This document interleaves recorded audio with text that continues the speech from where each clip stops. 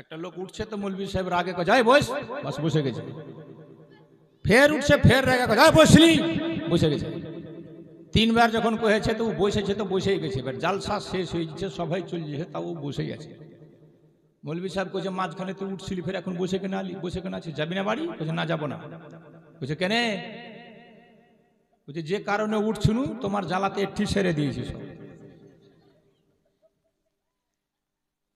ওরকম ফের করিও না, দরকার হলে একসাথে যেও না, একে একে যাবে।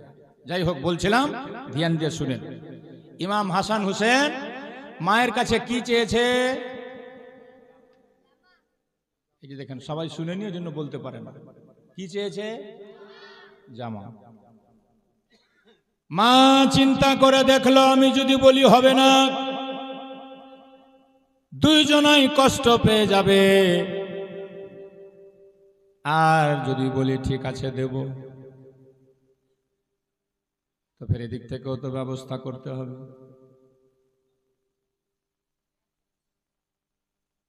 এমনি তো কখনো খায়, কখনো না খেয়ে নবীর বেটি কাটিয়ে দেয়। তারপরেও বললেন আল্লাহর উপর ভরসা করে বেটারে, তোরা দুইজনা চিন্তা করিস না বাপ, যা তোরা দুইজনা গিয়ে ঘুমা, কালকে ফজরের পর তোদের জামার ব্যবস্থা হয়ে যাবে। যেটা বলুন সুবহানাল্লাহ। তো মায়ের উপরে পূর্ণ বিশ্বাস ছিল যে আমাদের মা কোনোদিন মিথ্যা কথা বলতে পারে না। নবীর বেটি ছিল না, এটা তার আমার আপনার বেটি না, আমার আপনার মা না। আমাদের মা যদি থাকতো তো আর চাংড়া তখনই বুঝে যেত যে আমাকে দিবে না, সেগুলা কইছে তো কহেই দিত ঝুঠির বেটি ঝুঠি দিবে না, আর খালি বাহানা করছে। হ্যাঁ, তখনই কহে দিত। এরা জানে আমার মা জীবনে মিথ্যা কথা কহে না। আমার মা আমার নবী, বিশ্ব নবীর বেটি, নবী নন্দিনী খাতুনে জান্নাত, জীবনে মিথ্যার ধার ধারে না। মা যখন বলেছে পেয়ে যাব, চল ভাই, দুইজনা গিয়ে ঘুমায়, দুইজনা গিয়ে ঘুমিয়ে গেল। নবীর বেটি তো জীবনেও সারা রাত কোনোদিন ঘুমায়নি। আমার মা বোনদের জীবনেও ফজরের টাইমে ঘুম ভাঙেনি। আজকে আপনাদের নতুন পাড়ার একটা মেয়ে, ওর একটা ছেলে, নাম বলছি না আমি, ওর একটাই ছেলে, ছেলেটাকে ঘুম না হওয়ার ব্যারাম, গোটা বাড়িকে নাকি ঘুম হয় না। পীর সাহেবকে নিয়ে গিয়ে দোয়া করালাম, ছেলেটা আমার কাছে ওষুধ খায়, ওষুধ শেষ হয়ে গেছে। তো বলছে যে ওষুধ খাচ্ছিলাম খুব ভালো লাগছিল, আমি বললাম কিছুদিন ধরে খেতে হবে, ভালো হয়ে যাবা। এবার আজকে আমি ফোন করছি যে তোমার বেটার খবর কি, ওষুধ আনতে আসবে কি আসবে না। 9টা বেজে গেছে, ফোন ধরে না। 10টার সময় ফোন ধরে কইছে আমরা এখন ঘুমিয়ে উঠলাম। সকাল 10টায়। যে বাড়ির মেয়ে ছেলে 10টায় ঘুমিয়ে উঠবে, আর ছেলে পেলের কি অবস্থা হবে ভাবতে পারে? হ্যাঁ,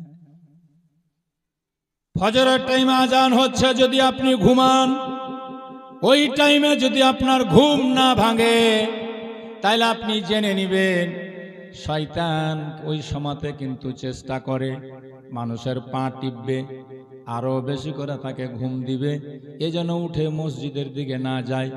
সেই সময় ঘুমটা খুব গভীর আসবে, আরো শয়তান যেহেতু আপনার পা টিপতে থাকবে। আর যখন আপনি ঘুমিয়ে থেকে গেলেন, ফজরের টাইমটা পার হয়ে গেল, সুন্দর করে আপনার মুখে মুতবে, পেচ্ছাপ করবে, করে পালাইবে। ওই জন্য দেখবে বেলা করে যারা উঠবে তার অনেকের মুখ দিয়া গোড়ালি চুয়ে থাকে, ওটা শয়তানের মুখ। হ্যাঁ, আর যারা ফজরের টাইমে উঠে না, ওদের জীবনে কোনো সময়ে বরকত হবে না।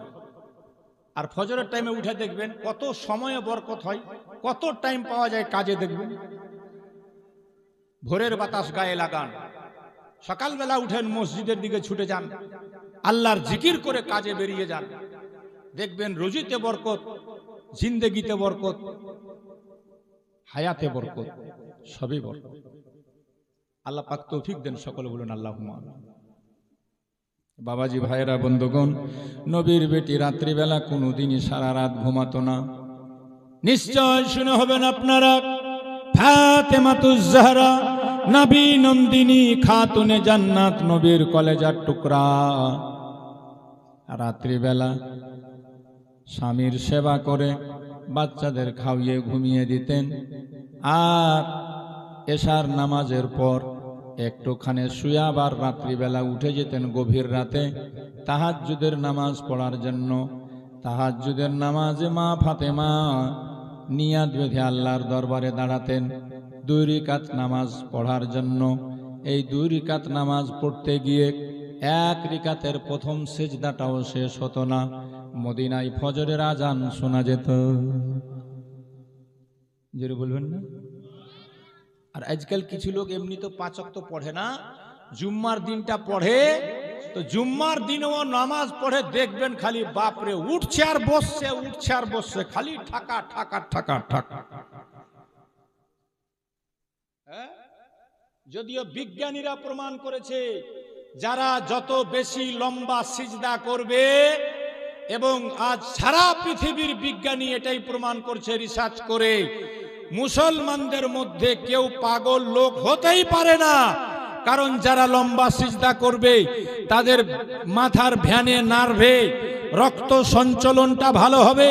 কারণ ওটাই একটাই মাত্র অবস্থা, যখন হার্ট উপরে হয়ে যায়, যে হার্ট রক্ত ফেলে, মানুষের সর্ব বডিতে রক্ত দৌড়ায়, হার্ট সব সময় নিচে থাকে, ব্রেন মাথা উপরে থাকে। যেই মাথার সাহায্যে মানুষকে অনেক কাজ করতে হয়, চিন্তা ভাবনা করতে হয়। এই জন্য রক্তের অভাব ঘটে গেলে মানুষ মাঝে মাঝে ফিট লেগে যায়, মানুষ অজ্ঞান হয়ে যায়।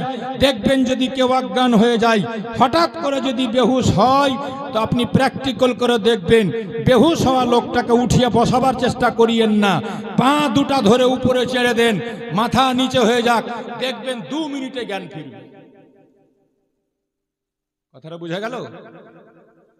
কেউ যদি অজ্ঞান হয়ে যায়, তোকে উঠিয়ে বসাবার চেষ্টা করিয়েন না, পা দুটাকে উপরে ছেড়ে ধরবেন, দেখে নেবেন ট্রাই করে, 2 মিনিটও লাগবে না, আর জ্ঞান ফিরে যাবে। কারণটা হচ্ছে ব্রেনের নার্ভে যখন রক্ত সঞ্চালন কম হয়, তখনই ব্রেন কাজ করা ছেড়ে দেয়, মানুষ অজ্ঞান হয়। বিজ্ঞানীরা প্রমাণ করছে সবচাইতে বেশি ব্রেনের নার্ভে রক্ত চলাচল করে সিজদার অবস্থায়, খুব সহজভাবে। বলুন সুবহানাল্লাহ। এই জন্য যে যত বেশি সিজদা করবে লম্বা, তার ব্রেন তত বেশি তীক্ষ্ণ হবে, তার ভুলার ব্যারান তাকে কম হবে। আর লাস্ট ফাইনালে বিজ্ঞানীরা প্রমাণ করছে যারা লম্বা লম্বা সিজদা করবে, যে জাতি যে লোক, তার কোনোদিন ব্রেন স্ট্রোক হতেই পারে না, ব্রেন স্ট্রোক হয়েছে মরবে না। বলুন সুবহানাল্লাহ। এই জন্য জাপানের বিজ্ঞানীরা, জার্মানের বিজ্ঞানীরা বলছেন নামাজ শুধু নামাজ নয়, শরীরের পক্ষে খুব সুন্দর এক্সারসাইজ, ব্যায়াম। বলুন সুবহানাল্লাহ। কিন্তু আমরা তো এখান থেকে দূরে, যার কারণে ডাক্তারের পিছে পিছে ঘুরে, গোটা পরিবার নিয়ে ঘোরাঘুরি করছে। সব করবে, নামাজ পড়বে, হাজারো ব্যারাম ভালো হবে।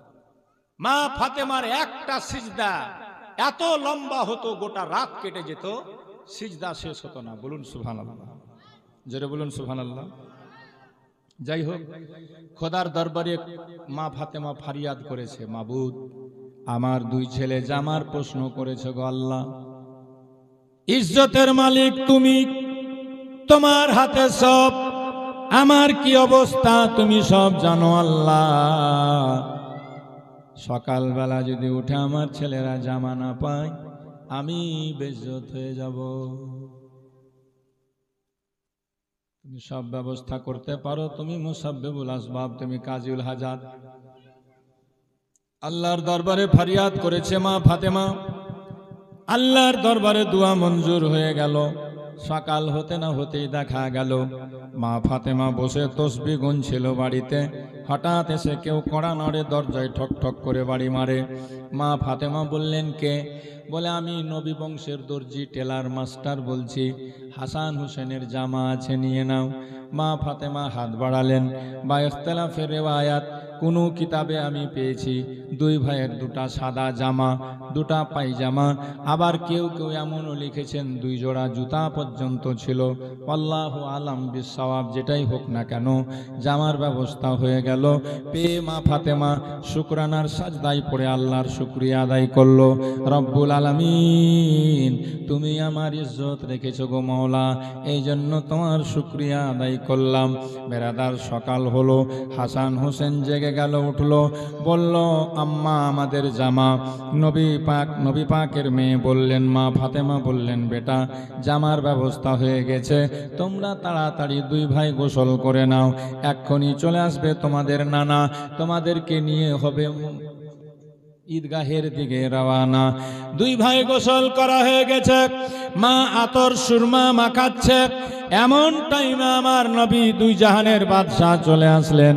ফাতেমা ফাতেমা ফাতেমা, নবীর বাড়ি মা ফাতেমার বাড়ি দূরাদূরি ছিল না বেরাদার, খুব কাছাকাছি। ফাতেমা ফাতেমা বলে ডাক দিলেন। ফাতেমা ফাতেমা বললেন, হ্যাঁ আব্বা বলো। বলে, মা তোমাকে ঈদ মোবারক, আমার জামাইকে ঈদ মোবারক, হাসান হুসেনকে ঈদ মোবারক। জরুন বলুন সুবহানাল্লাহ। আমরা এগুলা কহিতেও জানি না। বেটা বেটিকে সালাম তো কেউ করে না। হ্যাঁ, নবী বলছেন, তুমি যখন বাইরে থেকে বাড়ি আসবে তো বাড়ির দরজাতে এসে সালাম দাও। হাদিস পাক বুখারী শরীফের হাদিস। নবী বলছেন, লা তাদখুলুল বুয়ুতা বিগাইরি সালাম, বিনা সালামে বাড়িতে প্রবেশ করবা না। নবীকে জিজ্ঞেস করা হলো, ইয়া রাসূলুল্লাহ, আমার বাড়িতে যদি কোনো লোক না থাকে তো কি করব? নবী বলছে, তাও সালাম করো, কারণ যেই মুমিনের ঘরে কেউ থাকে না সেই ঘরে আমি নবী থাকি। এজন্য তোমরা বাড়িতে ঢোকার আগে সালাম করো। বেরাদার বন্ধুগণ ভাই, আমরা সালাম করি না। বউ স্বামীকে সালাম করে না, স্বামী বউকে সালাম করে না, ছেলেরা বাপকে সালাম করে না, বাপ ছেলেকে সালাম করে না, জামাই শ্বশুরকে সালাম করে না, শ্বশুর জামাইকে সালাম করে না। এমন অসভ্য হয়ে গেছে আমরা। নবী পাক সালাম জানালেন, ফাতেমা সালাম আর ঈদ মোবারক তোমাদেরকে। কই হাসান হোসেন দাও মা, তাদেরকে নিয়ে আমি ঈদগাহে যাই। ফাতেমা বলছেন, আব্বা এই গোসল করিয়ে দিয়েছি, সুরমা আতর পড়া হয়ে গেছে, শুধু জামা পড়তে বাকি। তবে আব্বা জানো, তোমার দুই নাতি, আমার দুই ছেলে কালকে জামার প্রশ্ন করেছিল, আমি আল্লাহর কাছে ফরিয়াদ করেছিলাম, আব্বা হঠাৎ দেখছি ফজরের পরে কে জামা নিয়ে আমার দরজাতে হাজির। তো নবী বলছেন, কই জামাটা দাও তো। জামা হাতে নিয়ে নবী বলছেন, এ কোন জামা মা? তুমি জানো যেটা দর্জি এসেছিল সকালবেলা, ওটা মদিনার কোনো দর্জি না, ওটা ছিল জিবরিল আমিন ফারেশতা। যেটা বলুন সুবহানাল্লাহ।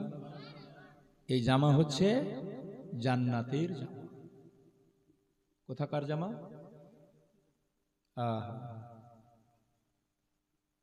কে হাসান হোসেন? কার জন্য আমরা বসে আছি? কাদের কথা আমরা যুগ যুগ ধরে বলতে আছি, শুনতে আছি? এরা তারাই যাদের উপরে দুরুদ না পড়লে আমাদের নামাজ কবুল হয় না, কমপ্লিট হয় না। হ্যাঁ, জোলা হোক, ওয়াহাবি হোক, যেই বেটাই হোক, সবাইকে পড়তে হবে আল্লাহুম্মা সাল্লি আলা মুহাম্মাদিন ওয়া আলা আলি মুহাম্মাদ। নামাজে পড়ে কি পড়ে না? তো কে ওয়া আলা আলি মুহাম্মাদ? ওয়া আলা আলি মুহাম্মাদ মানে আলী, ফাতেমা, হাসান, হুসেন, ওনার বংশধর। বলুন সুবহানাল্লাহ। সবাইকে পড়তে হবে। আমার নবী বললেন, মা এটা জান্নাতের জামা, দাও আমি তাদেরকে পড়াই। নবী আমার জামা পড়াবার জন্য হাসান হোসেনকে ডাকছি। জিবরিল আমিন ফারেশতা নেমে গেল আকাশ থেকে, আমার নবীর কানে বলে, হুজুর আপনাকে আল্লাহর পক্ষ থেকে ঈদ মুবারক, আপনার বেটি জামাই নাতিদের ঈদ মুবারক। নবী গো, জামা পরাবার আগে একটুখানি আপনি দুইজনের মতামত জেনে নেন, কে কোন রঙের জামা পছন্দ করে। এটা জান্নাতি সাদা রঙের জামা, আপনি একটু পানি ছিটা মারবেন, যে যেটা রং ভালোবাসবে সেই রঙে রঙে যাবে। আমার নবী তখন বললেন, হাসান তুমি কোন রঙের জামা পছন্দ করো বলো। ইমাম হাসান বলেছিলেন, না না, সবুজ রং হারা কালার আমার ভালো লাগে। নবী আমার জামাকে পানিতে ডুবালেন বা ছিটা মারলেন, সঙ্গে সঙ্গে জামা সবুজ রঙে রঙে গেল।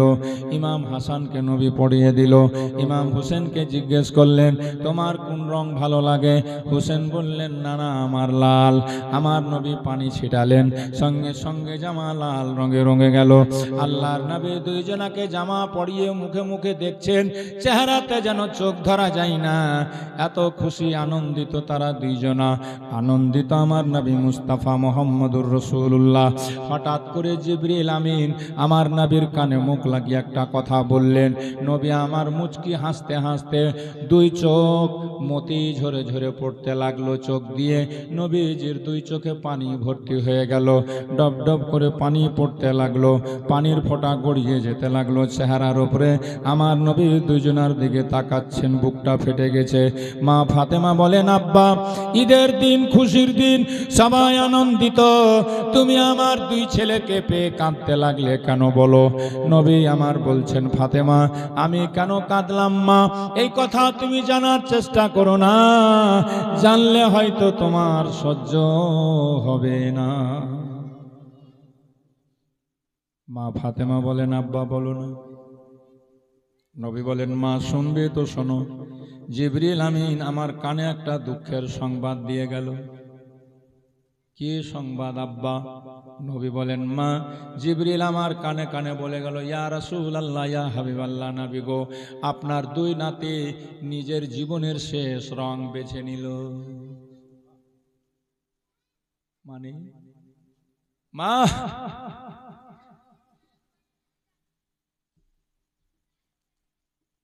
জিবরিল আমাকে বলল, মা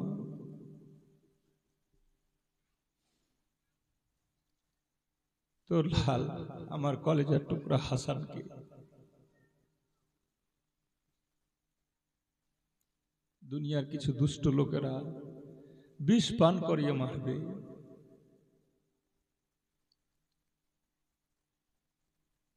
বিষ খেয়ে মানুষের রং সবুজ হয়ে যায়, তাই সে নিজের আখেরি রং বেছে নিয়েছে মা। আর আমার ছোট্ট নাতি তোর কলেজার টুকরা হোসেনকে আমার কিছু দুষ্ট উম্মতেরা কারবালার ময়দানে রক্তে গোটা দেহ তার লঙ্গে দিবে, লাল করে দিবে। এই জন্য সে নিজের লাল রং বেছে নিয়েছে। জিবরিল আমাকে এটা বলে গেল মা। বেরাদার এই কথা শুনতে নেই, মা ফাতেমা অজ্ঞান হয়ে গেল। আমার নবী সান্ত্বনা দিলেন, সাহারা দিলেন, মা ফাতেমাকে সবুর করতে বললেন, বেটি রে, ধৈর্য হারা হোস না রে মা, এটা আমার আল্লাহর ইচ্ছা, এটা আমার আল্লাহর ফয়সালা মা। আল্লাহ যেটাতে রাজি সেটাকে আমাদেরকে রাজি থাকতে হয় সেটাতেই। বলে আমার নবী সান্ত্বনা দিয়ে ইমাম হাসান হোসেনকে বললেন, ভাই চলো আমরা ঈদগাহে যাই। এক হাতে হাসানকে ধরেছেন, আর এক হাতে ইমাম হোসেনকে ধরে নবী আমার ঈদগাহের দিকে হেঁটে যাচ্ছেন। ইমাম হাসান একটু শান্ত প্রকৃতির ছেলে, সাদা সিধা, কথা কম বলে। আর ইমাম হোসেন একটু ফুটফুটে বেশি, কথা বলে। না না, হ্যাঁ ভাই বলো। নানা জান, নবী বলছেন, বলো আমার জানের জান। বলে, নানা মনে হয় মদিনাতে আমাদের চাইতে আর কেউ গরিব হবে না, আমরাই কি সবচাইতে বেশি গরিব? নবী বললেন, হোসেন তোমার মুখে এরকম কথা কেন? বলে, নানা দেখছি সবাই যাচ্ছে ঈদগাহের দিকে সাওয়ারিতে চেপে, কেউ ঘোড়াতে, কেউ গাধাতে, কেউ খচ্চরে, আর আমরা গরিব বলে তো পায়ে হেঁটে। আমার নবী বললেন সান্ত্বনা দিয়ে, ভাই মন খারাপ করো না, আজ তোমার জন্য ঘোড়া নেই, খচ্চর নেই, গাধা নেই, সাওয়ারি নেই, তাতে কি হয়েছে, এসো আমি তোমাদের জন্য সাওয়ারি হয়ে যাচ্ছি, তোমরা দুই ভাই আমার কাঁধে চেপে যাও। বলবেন না সুবহানাল্লাহ? দুজনাকে খুশি করার জন্য আমার নূর নবী নিজের নূরের কাঁধে চাপিয়েছে। তো নবীর কাঁধে যারা চেপেছে তাদের শান কত উঁচা, তাদের মাকাম কত উঁচা। দুই ভাই কাঁধে চেপে যাচ্ছে, উমর ফারুক আজম দেখে হুসেনকে বলছেন, নিয়ামাল মারকাবো কাদ রাগিবতা ইয়া গোলাম, কি তোমাদের চমৎকার সাওয়ারি হাসান হুসান, বিশ্ব নবীর কাঁধে তোমরা সাওয়ার হয়ে আছো। আমার নবী শুনে বলছেন হুসেন, নবী শুনে বলছে উমর, তুমি শুধু সাওয়ারি দেখলা, নিয়ামার রাকিব, আরে আমার কাঁধে যারা চেপে আছে তারা কত সুন্দর, এটাও দেখো। জোরে বলেন সুবহানাল্লাহ। আমার কাঁধে যারা চেপে আছে তারা সাওয়ার কত সুন্দর, খালি সাওয়ারি দেখলা, সাওয়ারটা দেখো। তার মানে কি বুঝলেন? উমর তারিফ করছে নবীর, তো নবী তারিফ করছে কার? হাসান হোসেন। ভাবেন কে এরা, আল্লাহ কত এদের মাকামকে উঁচা করেছে, নবী বংশের, নবী খানদানের। এই জন্য আল্লাহ আমার কোরআনে বলে দিলেন তাদের মহব্বতের কথা। দুই ভাই চেপে যাচ্ছে আনন্দের সহিত, নানার পিঠে চাপতে পেয়ে খুব খুশি হয়ে গেছে। যাচ্ছেন নবী তাদেরকে নিয়ে, দুলে দুলে হাঁটছেন। ইমাম হোসেন ফের আর একটা প্রশ্ন করছে, না না সাওয়ারি তো তুমি হয়ে গেলা, সবাই তো নিজের নিজের সাওয়ারির লাগাম ধরে আছে, তুমি সাওয়ারি হলে তো লাগাম কই, আমরা ফের কি ধরবো? তো নবী পাক হাদিসে আছে, গর্দন থেকে কখনো আর কখনো কান থেকে চুল রাখতেন, কখনো গর্দন থেকে কখনো কান থেকে, জুলফি যেটাকে বলা হয়, এর বেশি ছাড়া ঠিক না। মাস্তানদের মতন জট পড়ে গেছে, মাস্তানি দেখেছে, মানে ওগুলার পাছাতে দুটা করে চিমঠা পড়লে ঠিক হয়ে যাবে। গাঁজা টানছে, লম্বা লম্বা চুল ছেড়ে, জট ছেড়ে ঘুরে বেড়েছে, হ্যাঁ বেশি মাস্তানি দেখেছে এরা, মানে এরা যে কি হয়ে গেছে তা আল্লাহ জানে। আপনি একটা কথা খুব ভালো করে লক্ষ্য করে দেখবেন, আর আমি যেটুকু দেখেছি পান্ডুয়া পিরানে পীর থেকে 25 বছর ধরে আমি যেহেতু জড়িয়ে আছি সেখানকার সাথে, আপনারা জানেন, তো যতগুলা মাস্তান এসা দেখবেন পড়ে আছে, ওই চুল ছাড়া জট ছাড়াগুলা, হাতে বালা পড়াগুলা, ওগুলা একটা সময়ে বিশাল বড় ক্রিমিনাল ছিল, 2 নম্বরই ধান্দা করত, আজে বাজে কাজ করত, ভয়ে এলাকা ছেড়ে কোনো জায়গাতে গিয়ে মাজারে পড়ে মাস্তান সেজে গেছে, বসে বসে বেদাম গাঁজা টানছে, আর মানুষ দেখা হাকু করছে, চিমঠা চমকাইছে, আর জিন্দগি কাটাইছে। নেই নামাজ, নেই রোজা, নেই পাক, নেই না পাক। তো ওগুলার চক্করে ভুল করেও পড়বেন। বন্ধুগণ ভাইরা, বলার উদ্দেশ্য, ঘাড় থেকে কান থেকে নবী চুল রাখতেন, এই অবধি রাখা যায়, গর্দন থেকে কান থেকে। তো নবীজির চুল মোবারক ধরিয়া আমার নবী বলছেন, তোমরা এটাই তোমরা লাগাম মনে করো। দুই ভাই ধরে নিয়েছে, দুজনা ধরে ধরে টানছে, যেমনি ঘোড়ার লাগাম ধরে টানলে ঘোড়া ছুটে না, তেমনি টানছে, আর এদেরকে খুশি করার জন্য আমার নবী ফের দৌড়াইছে। বলুন সুবহানাল্লাহ। কবি লিখেছে, দুই কাঁধেতে চেপে আছে হুসেন ও হাসান, ধীরে ধীরে চলেন নবী ঈদগাহের ময়দান। জোরে বলুন সুবহানাল্লাহ। মহব্বতে বলুন, ইয়া হাসান, ইয়া হুসেন, ইয়া আলী। দুই কাঁধেতে চেপে আছে হুসেন ও হাসান, ধীরে ধীরে চলেন নবী ঈদগাহের ময়দান, ধীরে ধীরে চলেন নবী ঈদগাহের ময়দান। কাল সকালে ঈদের নামাজ পড়ব মা জননী, এখনো কি নতুন জামা কিনা মোদের হয়নি? জোরে বলো। কাল সকালে ঈদের নামাজ পড়ব মা জননী, এখনো কি নতুন জামা কিনা মোদের হয়নি? জান্নাতের রানী মা ফাতেমা করোনা বয়ান, জান্নাতের রানী মা ফাতেমা করোনা বয়ান। ধীরে ধীরে চলেন নবী ঈদগাহের ময়দান, ধীরে ধীরে চলেন নবী ঈদগাহের ময়দান। দুই কাঁধেতে চেপে আছে হোসেন ও হাসান, ধীরে ধীরে চলেন নবী ঈদগাহের ময়দান। ছোট্ট কালে করছে দুজন দেখো লেখালেখি, কাহার হাতে লেখা ভালো বলো মাগো দেখি।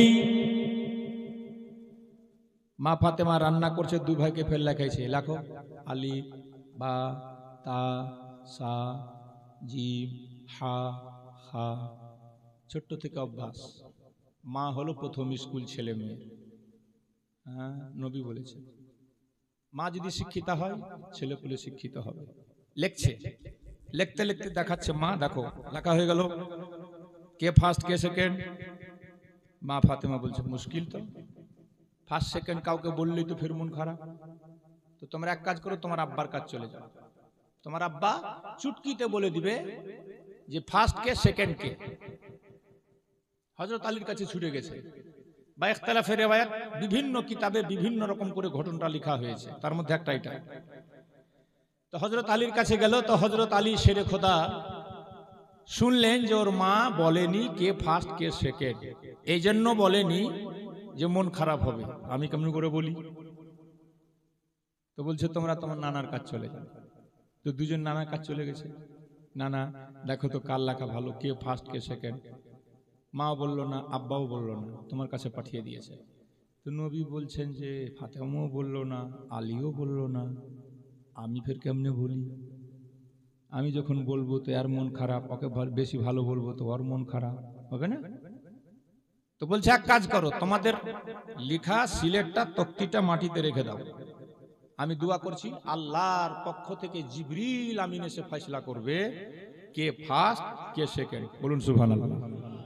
লেখা কার বেশি ভালো কার বেশি খারাপ, দেখেন এটা সামান্য একটা ব্যাপার না, কিন্তু দেখেন এদের শান, দেখেন এদের মান, দেখেন এদের সম্মান নবী বুঝিয়েছে দুনিয়াওয়ালাকে। আল্লাহর দরবারে ফরিয়াদ করলেন নবী, জিবরিল আমিন খোদার হুকুমে জান্নাতি একটা আপেল ফল সেব নিয়ে নবীর দরবারে হাজির হল। ইয়া রাসূলুল্লাহ, আমি এটা উপরে চালাবো, যার লেখায় পড়ে যাবে সে ফার্স্ট, যার পড়বে না সে সেকেন্ড। দুই ভাই দেখছে, বা নবীর হাতে দেওয়া হলো যে আপনি এটাকে চালান, যার লেখাতে পড়বে সে ফার্স্ট, যার লেখায় পড়বে না সে সেকেন্ড। উপরে চালানো হলো, দুই ভাই তাকাচ্ছে, দেখছে, মনে মনে ভাবছে আমার লেখাতে পড়ে, ও বলছে আমার লেখাতে পড়ে। আল্লাহ বলছে জিবরিল, যাকে কষ্ট নবী দেয়নি, যাদের দুজনাকে কষ্ট আলী দেয়নি, যাদের দুজনা দুঃখ পাবে বলে ফাতেমা সিদ্ধান্ত নেয়নি, আমি আল্লাহও চাই না যে তারা দুজন কেউ কষ্ট পাক। এজন্য ফলটা পড়ার আগে, সেবটা পড়ার আগে মাঝখান থেকে কেটে দাও, সমান সমান দুই ভাইয়ের লেখাতে পড়বে। আমার নবী দুইজনার হাত ধরে বলে দিবে দুইজনাই তোমরা লেখার ব্যাপারে সমান। আর কারোর দুঃখ হবে? শিশুকালে যখন দুইজন করছে লেখালেখি, কাহার হাতে লেখা ভালো বলো মাগো দেখি। जन्नत रानी माँ फातेमा, जन्नत रानी माँ फातेमा कोरोना बयान। धीरे धीरे चलें नबी ईदगाहेर मैदान, धीरे धीरे चलें नबी ईदगाहेर मैदान। पिता आमार शेरे खोदा, माता जन्नत रानी, नाना आमार कमली वाला माँ की मादानी। पिता आमार शेरे खोदा, माता जन्नत रानी, अरे नाना आमार कमली वाला माँ की मादानी। हाँ माँ की मादानी। पारबे ना घटाते शान, पारेनी घटाते शान यजीद ও মারওয়ান। धीरे धीरे चलें नबी ईदगाहेर मैदान। कल धीरे धीरे चलें नबी ईदगाहेर मैदान। दुई काँधेते चेपे आछे हुसैन ও হাসান। धीरे धीरे चलें नबी ईदगाहे मैदान। अल्लाहुम्मा आमार लागाम कोई। नबी आमार चुल धरिएছেন, चुल मोबारक धरिएছেন, আর নবী আমার দৌড়াচ্ছেন। দৌড়াতে গিয়ে নবী একটা কথা বললেন, হুসেন, যেহেতু হুসেন বয়সে ছোট আর হুসেন অনেক দূর পর্যন্ত যাবে, নবী আমার জানে, এই জন্য বলছে হুসেন তুই আমার চুল ধরেছিস রে ভাই, ভালো কথা, তবে ভালো করে ধরে রাখ যেন তোর হাত থেকে ছুটে না যায়। নবী হুসেন বলছেন না না, এমন করে ধরেছি ছুটবে না। আবার একটু আগিয়ে নবী গেলেন, আবার হুসেনকে বলছে হে আমার জানের জান হুসেন, ভাই আমার হুসেন, ভালো করে ধর যেন ছুটে না যায়, ছেড়ে দিস না রে ভাই। হুসেন বলছে না না, এমন করে ধরেছি ছুটবে না, ছাড়বো না। নবী আবার রিপিট করলেন তিনবারের বেলা কথাটা, হুসেন এমন করে ধর যেন ছুটে না যায়। ইমাম হুসেন এবার কইছে না না, এমন করে ধরেছি কেটে যেতে পারে, ছিঁড়ে যেতে পারে, কেটে যেতে পারে, ছুটবে না। জি হুসেন বলছে না না, আমিও ধরেছি, এমন করে ধরেছি কেটে যেতে পারে, ছুটবে না।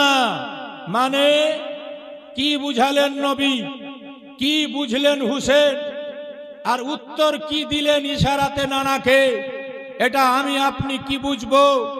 ইমাম হুসেনকে যদি জিজ্ঞেস করেন তো ইমাম হুসেন আপনাকে বলবে, হে আমার নানা, নানার মান্যওয়ালা আশিকেরা, প্রেমিকেরা, কিতাব পড়ে তোমরা দেখবে তো এটাই দেখতে পাবে, আমি নানার চুল ধরেছিলাম, নানা আমাকে তাকিদ করেছিল।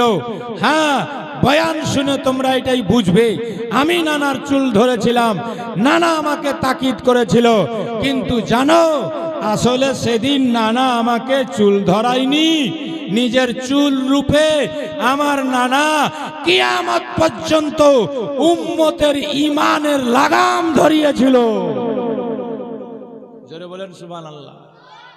কিয়ামত পর্যন্ত নিজের উম্মতের লাগাম ধরিয়েছিল, ইমানের লাগাম আমার হাতে ধরিয়েছিল, তাদের ইমানের রশিটা নবী আমাকে ধরিয়েছিল, আমার নানা ধরিয়েছিল চুল রূপে, এই জন্য তাকিদ করছিল আর আমাকে ইশারাতে বুঝাচ্ছিল, হুসেন ভালো করে ধর ভাই, ছুটে না যাই। মানে তোর পরে আমার উম্মতের ইমান ডিপেন্ড করবে তোর হাতের উপরে, তুই যদি হাতটাকে হাত থেকে ছেড়ে দিস তাদের ইমান চলে যাবে।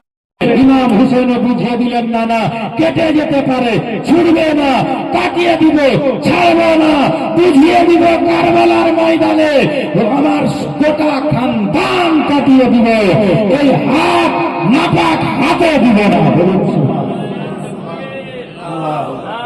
ভাতিজা, বন্ধু, সাথী সবাইকে কাটিয়ে দিয়েছিলেন, তবুও ইয়াজিদের হাতে হাত দিতে রাজি হননি। ওয়াদা নবী নিয়ে নিয়েছেন। বেরাদার যাই হোক, এরকম আমি আপনাকে কত শোনাবো, অসংখ্য ঘটনা আমার জানা আছে তিনাদের বাল্য জীবনে। একদিন নবী নামাজ পড়ছেন, দুই ভাই পাশে খেলা করছে, নবী সিজদাতে গেছে, হুসেন দৌড়িয়ে গিয়ে তোড়পে নবীর পিঠে বসে গেছে। ছোট বাচ্চারা হয়নি, নাতিকে নিয়ে দেখবেন নামাজ পড়ছেন আপনি, পাশে একবার টুপি ফেলবে, একবার দাড়ি ধরে টানবে, তো খেলতে খেলতে কখনো নবীর বগল দিয়ে ঢুকছে, এদিক দিয়ে ঢুকছে, ওদিক দিয়ে বাড়াইছে, আর যেমনি নবীর সিজদাতে গেছে হুসেন পিঠে চড়ে গেছে। পিঠে চড়তে নাই, নবী অনুভব করছেন হুসেন চড়ে গেল পিঠে, সাহাবীরা নামাজ পড়ছে আমার পিছে। একটা কথা মনে রাখবেন, নবীজি জামাতে কোনোদিন লম্বা সূরা পড়তেন না, কারণ জামাতে বয়স্ক লোক থাকে, বুড়া মানুষ থাকে, অসুস্থ মানুষ থাকে, থাকে না, তাদের যেন কষ্ট না হয়। এই জন্য হাদিসে পাক আছে খুব সংক্ষেপে নবী নামাজ শেষ করতেন। আর একাই যখন পড়তেন তো গোটা রাত দাঁড়িয়ে থাকতেন, পা ফুলে যেত, ফেটে যেত, রক্ত বেরিয়ে যেত। সেটা পার্সোনাল ব্যাপার, নিজের ব্যাপার। ওই জন্য বেশি লম্বা সূরা ধরে মানুষকে ফের কষ্ট দিতে নেই, নিয়মের মধ্যে পড়ে, কারোর জন্য কষ্ট না হয়। যাই হোক, তো নবী ওইভাবে নামাজ পড়াতেন। কিন্তু আজকে যে সিজদায় গেছেন তো গেছেন আর উঠছেন না। কারণ হচ্ছে নবী দেখছেন আমি সিজদা থেকে মাথা তুললে হুসেন পড়ে যাবে, পড়ে গেলে কষ্ট পাবে, আঘাত লাগবে, ব্যথা হবে, চোট লাগবে, মাথা তুলে না।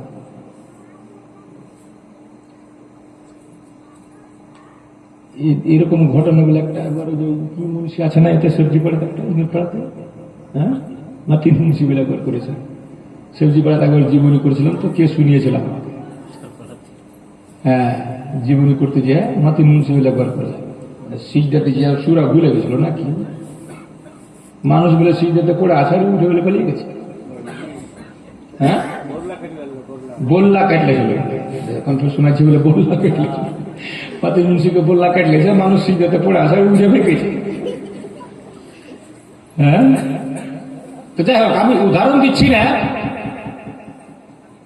ঘটনাটা হচ্ছে নবী আমার সিজদাতে, ইমাম হোসেন কোথায়, নবীর পিঠে।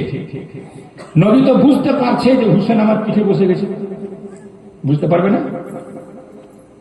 তো সিজদা থেকে মাথা তুলে না, সুবহান রাব্বিয়াল আলা, সুবহান রাব্বিয়াল আলা, সুবহান রাব্বিয়াল আলা, সুবহান রাব্বিয়াল আলা 5 বার হলো, 7 বার হলো, 10 বার হলো, 20 বার হলো, 25 বার হলো, 50 বার হলো, 60 বার হলো, 77 বার হলো, তাও নামে না, 72 বার হয়েছে, তখন নেমেছে।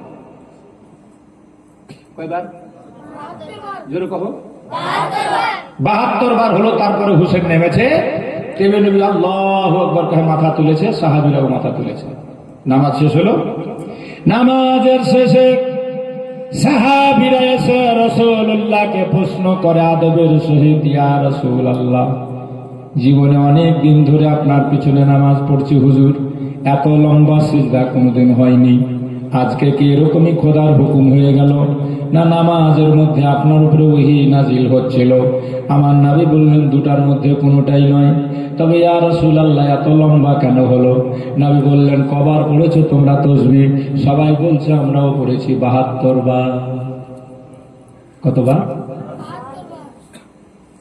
ওরা ধিয়ানে নামাজ পড়তো, তোর মনেও থাকতো যে কয়বার পড়লাম, আমার মনেও থাকে না, 3 বার পড়লাম না 5 বার পড়লাম, হ্যাঁ, আমার মনে থাকে না, কেন করে থাকবে? নামাজে দাঁড়িয়ে আছে, মোহনাতে ঘুরে বেড়াচ্ছে, নামাজে দাঁড়িয়ে আছেন, খালি পৌঁছে যে কখন শেষ হইবে যে ফুর্তি করে যে মাছ কিনবে, ওই জন্য আমাদের মনেও থাকে না। ইমাম যদি জিজ্ঞেস করা হয় যে ইমাম কোন কোন সূরা পড়লো কহেন তো দেখি, বেশিরভাগ নামাজি কইতেই পারবে না, কারণ ওর ধ্যানই ছিল না, ওর দুনিয়ার হিসাব করছে নামাজের মধ্যে। হ্যাঁ, নবী বলেন আমিও পড়েছি 72 বার, সাহাবীরা বলে আমরা 72 বার। ইমাম হুসেন কিন্তু শুনছে দাঁড়িয়ে দাঁড়িয়ে 72 বার। কথা বলো আমার সাহাবারা, আসল ব্যাপার হলো নামাজের অবস্থায় আমার পিঠে হুসেন চেপে গেছিল। আমি চিন্তা করলাম মাথা তুললে হুসেন পড়ে যাবে, কষ্ট পাবে, এই জন্য 72 বার পড়া হলো, তখন নামলো, তারপরে আমি মাথা উঠালাম। ইমাম হুসেন শুনলো আমার জন্য 72 বার, আমার নানাও পড়লো। এবার নামাজের শেষে নানার সঙ্গে দেখা করে আম্মা জানের কাছে যাচ্ছে, আম্মা আম্মা বলে ডাক দিচ্ছে। মা ফাতেমা বলছে, আমার জানের জান, এসো আমার কলেজে, আমার টুকরা, আমার সোনা মানিক, আমার ধন। তোমার নানা কেমন? বলছে নানা ভালো আছে মা, তবে একটা মজার ঘটনা ঘটলো। কি হয়েছে বেটা বলো? হুসেন বলছে, মা নানা যান নামাজ পড়াচ্ছিল, আমি নানার পিঠে চেপে গেছিলাম ঘোড়ার মতো, নানা মাথা তুলে না, আমিও নামি না, বসে বসে খেলছিলাম মা। হঠাৎ আমার অনেক লম্বা টাইম আমি নিয়েছি আমার জন্য আমার নানাকে আর নানার সমস্ত সাহাবীকে আজকে 72 বার পড়তে হয়েছে সুবহান রাব্বিয়াল আলা। মা ফাতেমা শোনার পরে বললেন, বেটা এটা কাজ কিন্তু তোর ভালো হলো না। ইমাম হোসেন তখন ভাবলেন হয়তো মা শুনে খুশি হবে, কিন্তু দেখা গেল মা খুশি হলো না। মা বলে, হোসেন খবরদার এই কাজ করবি না, তুই নামাজের অবস্থায় তোর নানাকে আমার আব্বাকে বিরক্ত করবি না। বল যে বিরক্ত করব না, কারণ তোর কারণে আমার আব্বার পিছনে যে সাহাবীরা ছিল ওদের মধ্যে কত অসুস্থ মানুষ থাকতে পারে, বয়স্ক মানুষ থাকতে পারে, আমার আব্বার তো কোনো ব্যাপার নয়, তবে তোমার নানার সাহাবীদের হয়তো কষ্ট হয়ে গেছে রে বেটা। বলে খবরদার তুই এই কাজ করবি না, তোকে ব্যথা হবে, কষ্ট হবে। বলে আমার আব্বা মাথা তুলেনি, তোর নানা মাথা তুলেনি, ফলে 72 বার পড়তে হয়েছে সবাইকে সুবহান রাব্বিয়াল আলা। খবরদার এমন কাজ আর করবি না হোসেন বল। বেরাদার এমন কথা শুনতে নাই। ইমাম হোসেনের যেন চোখ ভরে গেল পানিতে, মায়ের দিকে তাকিয়ে আছে শুধু। আমি এমন কাজ করলাম, আমার মা খুশি হলো না, বরঞ্চ আমাকে বকা দিল। বেরাদার এমন কথা শুনতে নেই। ইমাম হোসেন তখন যেন একটু ভাঙা ভাঙা অবস্থায় বলছে, মা গো, ও আমার মা, তুমি কি জানো না মা আমি হোসেন কেন এমন করেছি?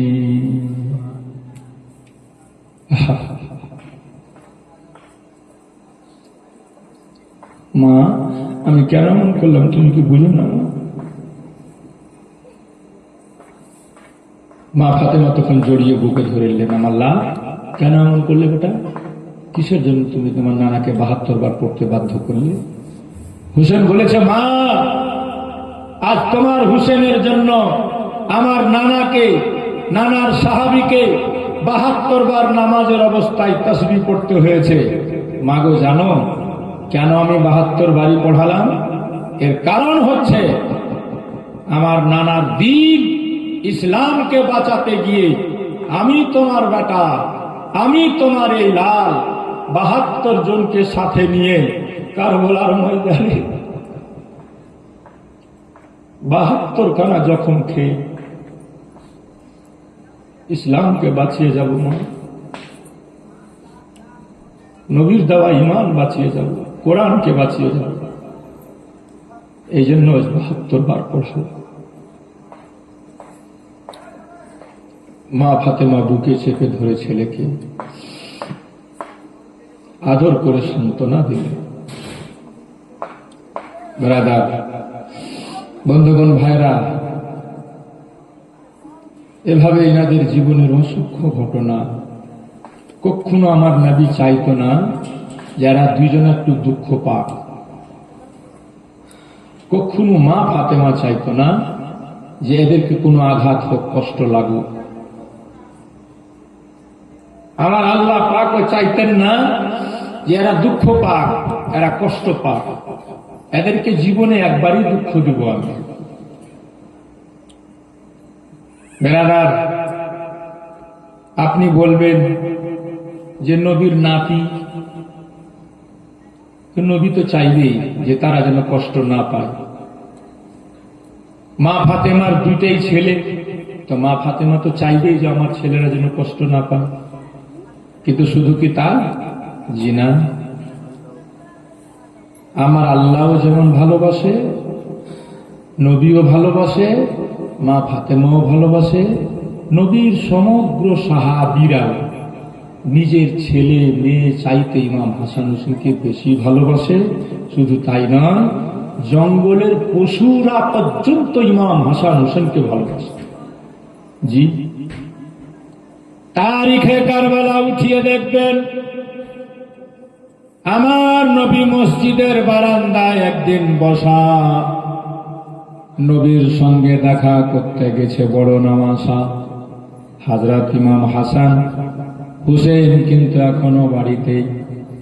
হঠাৎ মদিনার একটা শিকারী একটা হরিণের বাচ্চা, হরিণ ছানা জালে ফাঁসিয়ে তারা হরিণ ধরতো, শিকার করত, জঙ্গলি জানোয়ার ধরত।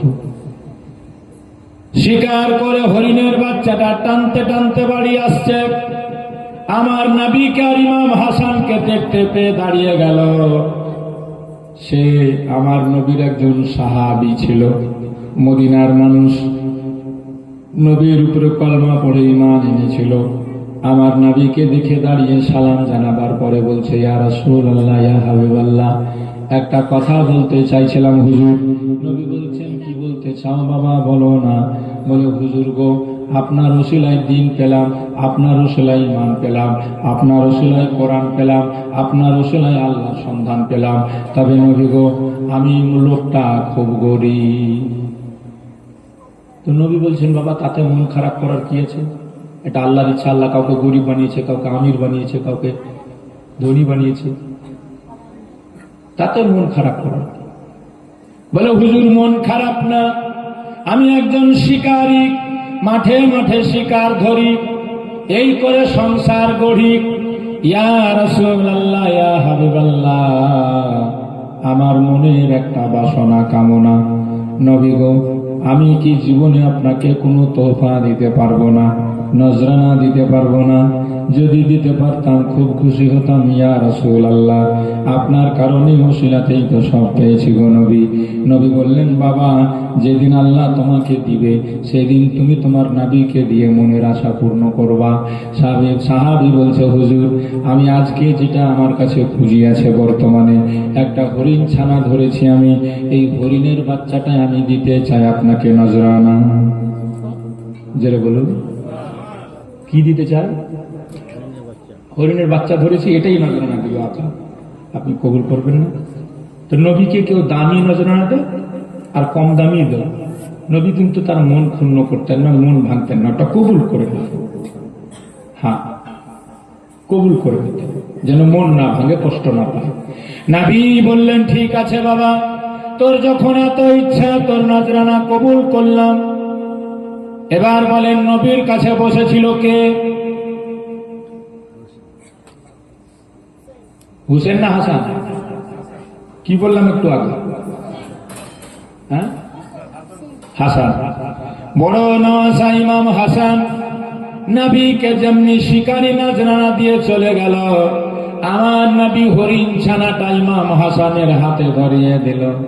ইমাম হাসান বাচ্চা ছেলে, হরিণের বাচ্চা পেয়ে তার সাথে খেলে, রশ্মি ধরে টানে, দড়ি ধরে টানে, বাচ্চাটা লাফা, ইমাম হাসানও লাফা।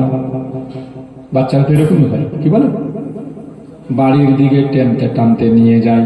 ওইদিকে ইমাম হুসেন বেরিয়েছে বাড়ি থেকে, নানা যাব, নানা যাব, উঠছে পড়ছে চলে আসছে। হঠাৎ রাস্তাতে ইমাম হাসানের সঙ্গে দেখা হয়ে গেল। ভাইকে সালাম জানিয়ে প্রশ্ন করলো, এই হরিণের ছানা তোমাকে কে দিল? বলছে, দিয়েছে আমার নানা। এমন কথা বলতে নাই, হুসেন যেন আর থামলো না, সরাসরি নবীজির কাছে চলে গিয়েছেন। আসসালামু আলাইকুম নানা জান। নবী বলছেন, এসো হুসেন আমার জানের জান। লাফিয়ে গিয়ে নবীর কোলে চড়ে গেল।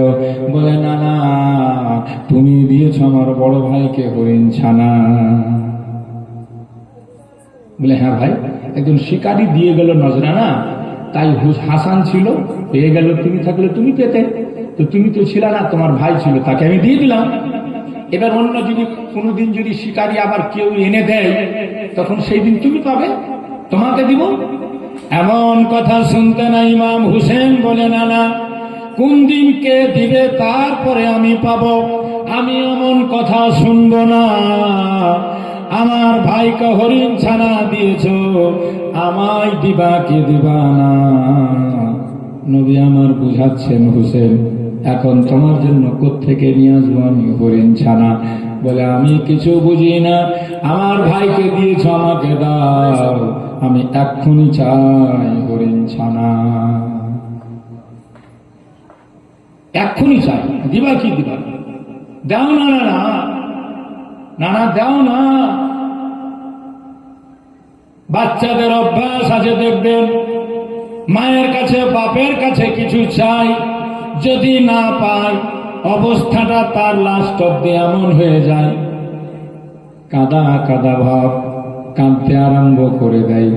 ইমাম হোসেনের অবস্থাটা এমনি হতে যাচ্ছে, ভাই দাও না নানা, দিবা না নানা, আমি পাবো না নানা, কেন দিচ্ছ না নানা, দিব কেন বলছো না নানা। এমনি করে হুসেন কাদা কাদা ভাব যেমনি হতে গিয়েছে, আমার আল্লাহ তাআলা জিবরিল আমিনকে বলে, জিবরিল দেখ দেখ, হুসেন হরিণ ছানা না পেয়ে কেঁদে দেবে, আমি হুসেনকে কাঁদাবো না, একদিনই কাঁদাবো, সেদিন হবে কারবালা।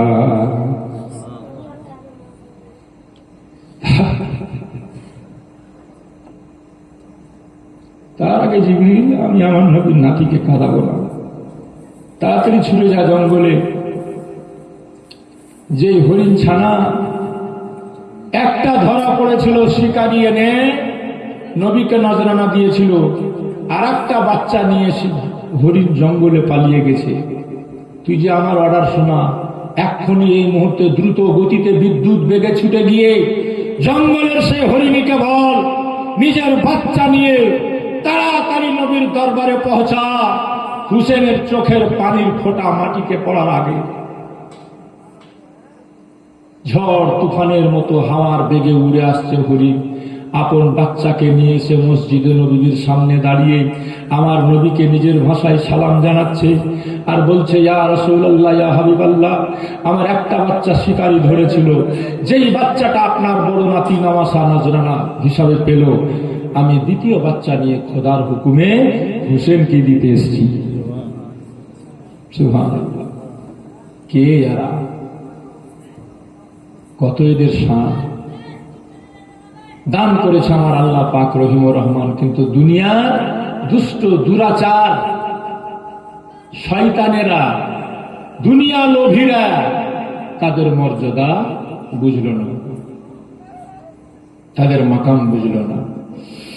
আর আমার নবী কিন্তু ফাইসলা দিয়ে গেছে, বাবা জান্নাতি কারা হবে আর জাহান্নামে কারা যাবে, নবী কিন্তু ফাইসলা দিয়ে গেছে। হ্যাঁ, নবী ছোট্ট কালে দুইজনাকে ধরে বলেছে, আল হাসান ওয়াল হুসেন সাইয়্যিদা শাবাবে আহলিল জান্নাহ। হাসান হুসেন হচ্ছে জান্নাতি যুবকদের সর্দার, মানে নবী বুঝিয়ে দিয়েছে, যারা এই দুইজনাকে ভালোবাসবে একমাত্র তারাই জান্নাতে যাবে, যারা এদেরকে ভালোবাসবে না তারা জান্নাতে যাবে না। তাহলে বলুন, নবীর হাদিস মোতাবিক আমরা নবীর খানদানকে, বিশেষ করে ইমাম হুসেন ও হাসানকে ভালোবাসবো কি বাসবো না? জোরে বলেন, ভালোবাসবো কি বাসবো না? হাত উঠিয়ে বলেন, ভালোবাসতে হবে কি হবে না? ভালোবাসতে হবে। তাহলে ভালো যদি বাসেন তো কেমন ভালোবাসতে হবে? তো হাদিস পাকে আছে, যতক্ষণ পর্যন্ত আপনি নিজের জান থেকে, যতক্ষণ পর্যন্ত আপনি নিজের আওলাদ থেকে, যতক্ষণ পর্যন্ত আপনি নিজের ধন সম্পদ থেকে হাসান হুসেনকে, নবীর খানদানকে বেশি ভালোবাসতে না পারবেন, ততক্ষণ পর্যন্ত আপনি পূর্ণ মুমিন হতে পারবেন না। যেমন নবীকে ভালোবাসতে হয় জান চাইতে, জীবন চাইতে বেশি, তেমনি আপন আওলাদ চাইতে নবীর আওলাদকেও ভালোবাসতে হয় বেশি। তো আপনারা যারা বসে আছেন আজকে দ্বিতীয় রাতে, আমি ইমাম হাসান হোসেনের মহব্বতে দেখতে চাই, ইমাম হাসানের মহব্বতে 100 টাকা, ইমাম হুসেনের মহব্বতে 100 টাকা। কোন মা, কোন ভাই, কোন বোন, কোন বেটি আমার পারে যারা দিয়ে ইমাম হাসান হোসেনের মহব্বত এটা প্রমাণ দিবে যে আমরা নিজের ধন চাইতে, মন চাইতে, দৌলত চাইতে নবীর নাতিকে ভালোবাসি, বাসবো, বাসতেই থাকবো। আর যারা ভালোবাসবে আমার নবী, তাদের জান্নাতে যাওয়ার কথা বলেছে। আমি দুটা ছন্দ পড়তে পড়তে দেখি কে কয়জন আছেন, কারা পারবেন এই সুন্দর একটা মাহফিলে অংশগ্রহণ করবেন, ইমাম হাসান হোসেনের মহব্বত দেখিয়ে যাবেন। কবি লিখছে, ফুল আমার রাসূল মুহাম্মদ আরশের জালাবে, ফুল আমার রাসূল মুহাম্মদ আরশের ও জালারে, ফুল আমার সে ফুল হতে হইল যে ফুল সে ফুল হতে হইল যে ফুল ফাতেমা জহরা বুতুল হাসান হোসেন সে ফুলের ফুল আলী যে ফুল ওয়ালারে ফুল আমার রাসূল মুহাম্মদ আরশের উজালারে ফুল আমার রাসূল মুহাম্মদ আরশের উজালারে ফুল আমার আল্লাহুম্মা বলছেন মা কে আছে দরজায় মা ফাতেমা বলেন আব্বা এমন একজন 3 বার হয়ে গেল দরজাতে আসা তোমাকে দেখতে চাই দেখা করতে চাই কে আছে দরজায় নবী বলে মা দরজাটা খুলে দে মা ফাতেমা গিয়ে দরজা খুলে দেখছে এমন একটা লোক দাঁড়িয়ে আছে যার মাথা লেগে আছে আসমানে আর পা লেগে আছে জমিনে মা ফাতেমা এসে বললেন আব্বা এমন লোক তো আমি এর আগে দেখিনি মাথা আসমানে পা জমিনে এই লোকটা এমন কে নবী আমার বলছেন মা দরজা খুলে দে এটাই হলো মালাকুল মউত মা ফাতেমা বলে আব্বা মালাকুল মউত আমাদের বাড়িতে কেন মা ফাতেমাকে নবী ডেকে বলছেন মা জানো বলে বাব্বা কি তো নবী আমার কানে কানে বললেন ফাতেমা আজকে আমি আব্বা তোমার আব্বা তোমাদেরকে রেখে হাসানকে হোসেনকে রেখে বিদায় নিয়ে চলে যাব মা আমি তোমাদের মাঝে আর থাকবো না মা ফাতেমা শুনে কাঁদতে লাগলেন বুকটা ফেটে গেল আব্বার শোকে আমার নবী আবার মা ফাতেমাকে ডাকলেন ডেকে কানে আবার যে কি বললেন তখনই মা ফাতেমা মুচকি হেসে দিলেন মা আয়েশা বলছেন আমি ফাতেমাকে একবার কাঁদতে দেখলাম আর একবার হাসতে দেখলাম দেখে জিজ্ঞেস করেছিলাম তোমার আব্বা কি বলেছিল সেদিন যে তুমি একবার কাঁদলা তারপরে হাসলা মা ফাতেমা বলছেন আমার আব্বা প্রথমে বলল আমি তোমাদের ছেড়ে বিদায় নিব তখন আমার দুঃখে মনটা ফেটে গেল আমার বুকটা ফেটে চোখ দিয়ে কান্না বেরিয়ে গেল আবার একটু পরে আমার আব্বা আমায় ডেকে আমার কানে মুখ লাগিয়ে বলছে বেটি ও ফাতেমা তোমাদেরকে দুনিয়ায় বেশি দিন কাঁদতে হবে না তোমাকে রে মা আমার যাওয়ার পরে পরে আহলে বাইতের ভিতরে সবার আগে তুমি দুনিয়া ছেড়ে দিবে আমি যখন নিজের কথা শুনলাম তখন আমি মুচকি হেসে দিলাম যে বলুন সুবহানাল্লাহ মা ফাতেমা যখন নিজের ইন্তেকালের কথা শুনলেন যে হাসলেন শুনে আচ্ছা বলেন তো এখানে তো অনেকটি মা বহিন বসে আছে বেটি বসে আছে ভাবিরা বসে আছে বহিনগুলা বসে আছে কোন মাকে খালাকে বহিনকে ডাক্তার যদি কহে দেয় যে তুই আর 8 দিন ও কি করবে হাসা বেড়াবে যে আমাকে ডাক্তার কহে দিয়েছে আমি আর 8 দিন হ্যাঁ হ্যাঁ হ্যাঁ হ্যাঁ হাসবে হাসবে বাড়ি বাড়ি হাত ধরে ধরে খালি কেঁদে বেড়াবে আর আমাকে ডাক্তার করে দিয়েছি আমি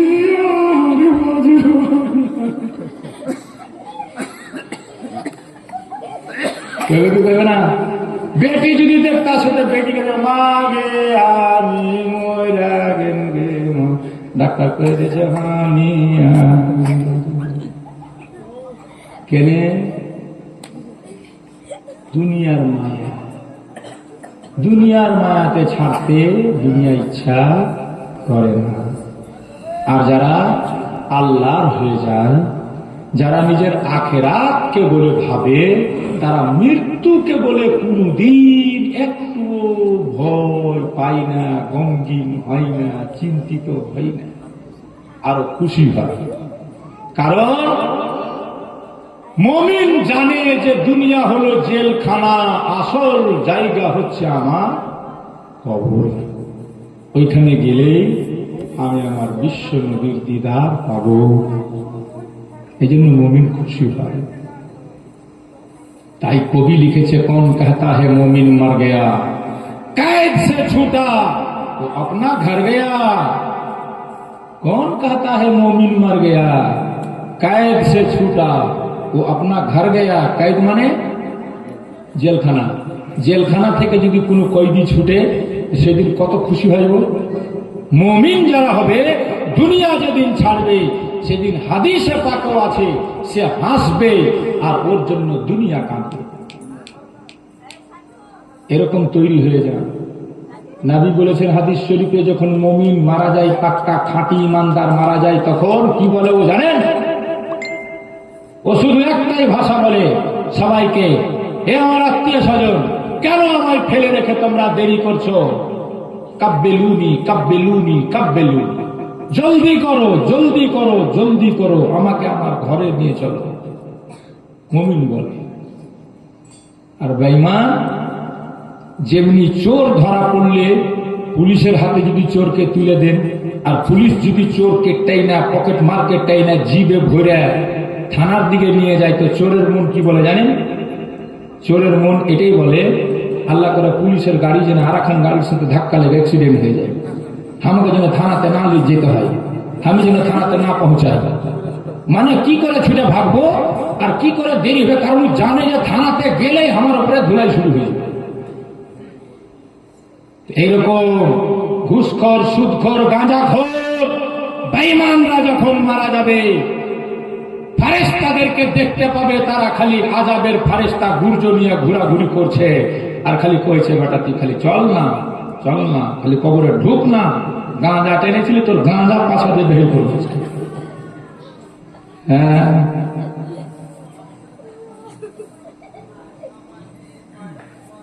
মরার সময় মানুষ দেখতে পায়, ভালো মানুষ রহমতের ফেরেশতা দেখতে পায়, আর বাদকার শেহকাররা আযাবের ফেরেশতা দেখতে পায়। এজন্য ওর চোখ মুখ শুকিয়ে যাবে, কালো হয়ে যাবে, পানি খেলে খেলেতে থকে যাবে, ওর পিয়াস মিটবে না। আর ইমানদার মরবে তো দেখবেন ওর চেহারা হাসবে, জ্বলবে, হ্যাঁ, খিলবে।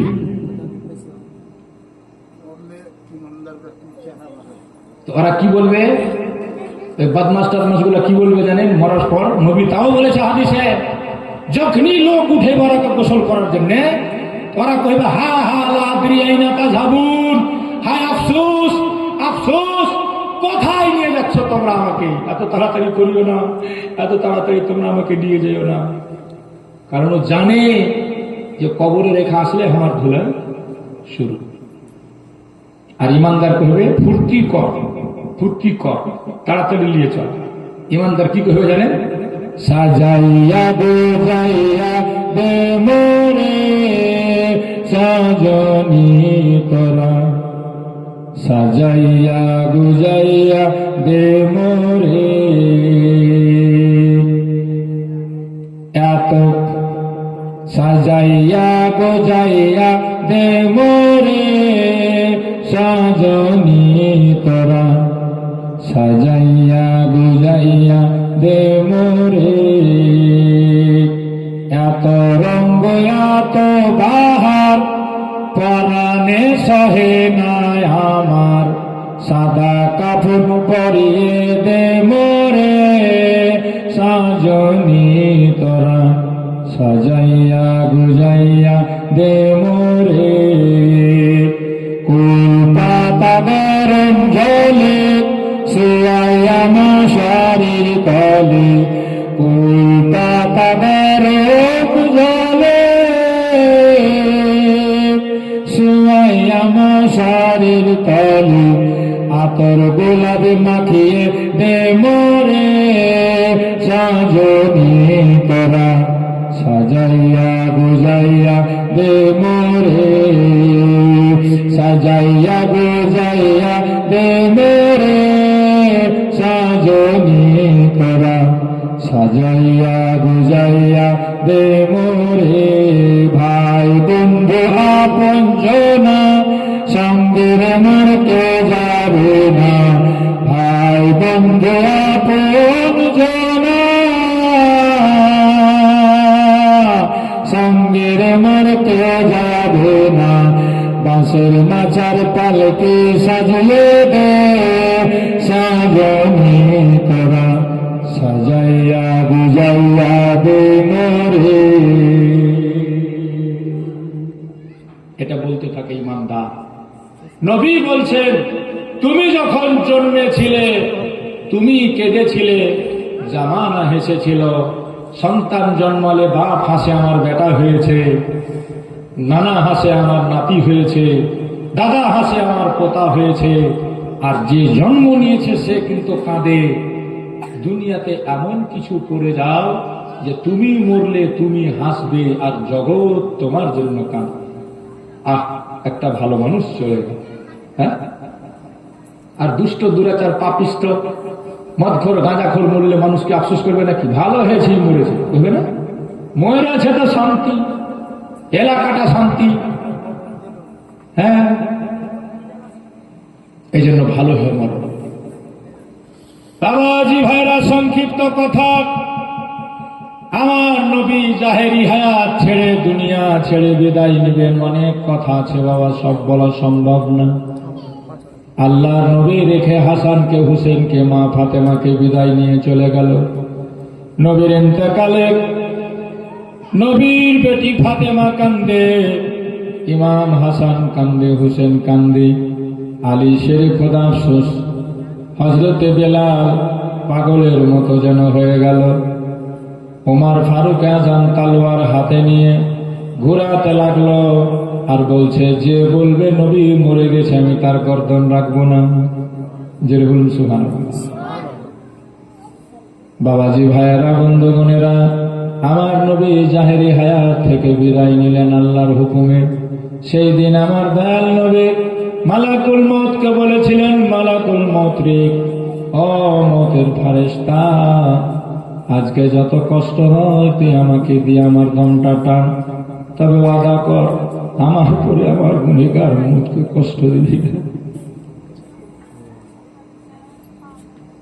আমার উম্মতকে তুই কষ্ট দিবি না। সবার কষ্ট আমাকে দিয়ে আমার দমটা বের কর, আমার উম্মতকে কষ্ট দিবি না। হায়রে আমার দরদি নবী, এই জন্য মা চাইতে বেশি নবীকে ভালোবাসতে হয়, বাপ চাইতে নবীকে বেশি ভালোবাসতে হয়, দুনিয়া চাইতে নবীকে বেশি ভালোবাসতে হয়। আমি আপনি যখন অন্ধকার কবরে একাই যাব, সেই দিন আমার কবরে আমার পাশে আমার বাপও যাবে না, মাও যাবে না, আমার ভাই বন্ধু কেউ যাবে না। সেই দিন আমাদের অন্ধকার কবরকে আলোকিত করতে আসবে আমাদের দয়ার নবী। এই জন্য কাকে বেশি ভালোবাসতে হবে? যেরকম